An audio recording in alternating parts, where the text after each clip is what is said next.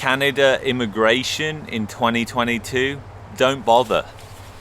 Hello guys, and welcome to this video where I'm going to tell you on exactly why I've given up on Canada. Now, this isn't a sad video. Ultimately for us, it's a great video because it means that we've realized early that Canada isn't for us, and I think that's a good thing. So the thing is, why isn't Canada for us? Failing economy is the first thing that comes to mind. Canada's economy is ultimately failing right now, whether you choose to accept that or not. There are other countries which currently offer way more opportunities. The weird thing is, there's a lot of people moving from India right now, but there is massive opportunity in India and a huge economic boom that's going to unfold in India over the next 10-20 years, and with that a massive amount of people within the middle class that are going to be created.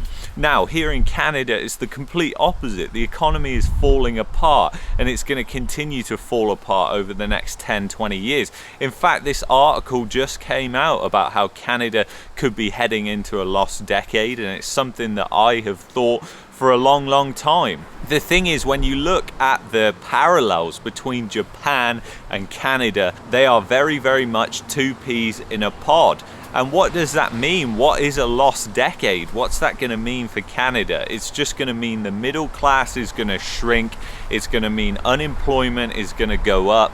It's going to mean wealth generation in this country as a whole goes down. It's going to mean productivity goes down. And ultimately, it comes down to a number of factors, but mainly mismanaged economy and malinvestment that has took place over the past 10-20 years in Canada and has been allowed to take place because governments just simply can't take the punch bowl away, and people just keep sucking up that greed. The thing is, everybody, here's the sad thing. If there wasn't the insane malinvestment in things like real estate in Canada, you would have had a huge economic boom here in Canada. It would have been absolutely massive if all that money had flowed into new business creation and services that actually produce and create something and make that economy better. It would have been fantastic.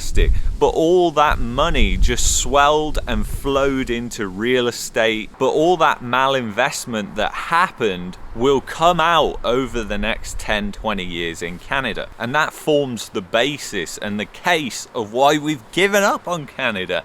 And I'm really happy to report that, to be honest with you. The thing is, we've been in Canada for 6 years now. We're just about to get our citizenship, and once we've got our citizenship, that's it. We're good to go. We're good to leave. A lot of people, they just come to Canada as a stepping stone to go to the United States or elsewhere, and getting a Canadian passport really does open up the door for that in the future if you ever wanted it. So it's something that is of great value in my opinion, because I believe that even though the US economy is going to head into a recession, that it won't be as bad as it's going to be in places like Canada, Australia and New Zealand. These countries have great marketing around them. If you think of countries in terms of brands, what do you think when I say a country like Mexico to you? You think poor people, gang shooting people on the streets and everything like that. You probably don't think picturesque coastal towns, amazing people, amazing culture. You just don't think that. And that's because you've been trained to think that way. And now if I say something like Canada, of course everybody thinks, oh, rainbows and sunshine, Canada is absolutely amazing. Well, I'll tell you this much. If you look at the birth rate, you can see how Canada is ultimately failing. The birth rate just hit another low. It was reported by Statistics Canada. And the falling birth rate is a massive indicator of economic collapse that is coming, and it's starting to happen right now. There's forecasters, even the big banks here in Canada are saying that Canada is going to be in a recession next year. The bond market predicts it will be in around June next year. So if you're moving to Canada right now, you're moving into a recession, especially if you're you're moving from countries like India, which is actually going to grow a middle class at the fastest rate on record. So the thing is, I know this is a contrarian view, and it's not a view that everybody would like to hear or see. At the end of the day, everybody wants to hear some rainbows and sunshine. But I'm hoping for people that they see a video like this and it doesn't just put them off. I don't hope that at all. I hope that it just pushes them to go and do a little more digging into the topics that I've said here and make sure that they have more of a balanced view of what Canada is really all about. Because it's not about rainbows and sunshine. Apparently I live in one of the best places to live in the world, but that is total BS, and once again that is been created by lefty media companies to obviously push Canada to the forefront. And it's no coincidence that those people are linked to an organization in Europe that the Deputy Prime Minister of Canada is a trustee on that board.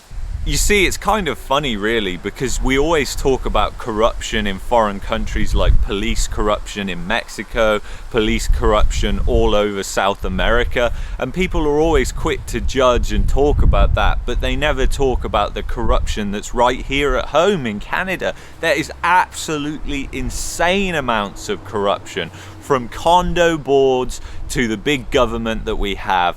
There is so much corruption in this country, just as much. It's just not displayed on the front page of the media that you and I read. So I really hope you get the message in this video, and I really hope my goal with this video is that it motivates people to do a little more digging. As I said, that's really what the goal of this video is to do. And if you're interested in real views, if you're interested in possible better places to move, then you need to subscribe to this channel below, because that's exactly where I'm going to be exploring over the next couple of years to find our long-term home, wherever that's going to be for the next 5 or 6 years. Who knows? We can't say long-term really, because who knows, the world changes so quickly. Anyway, if you're interested in a video that I produced last year that predicted pretty much everything that's happened thus far this year, then click that video up there.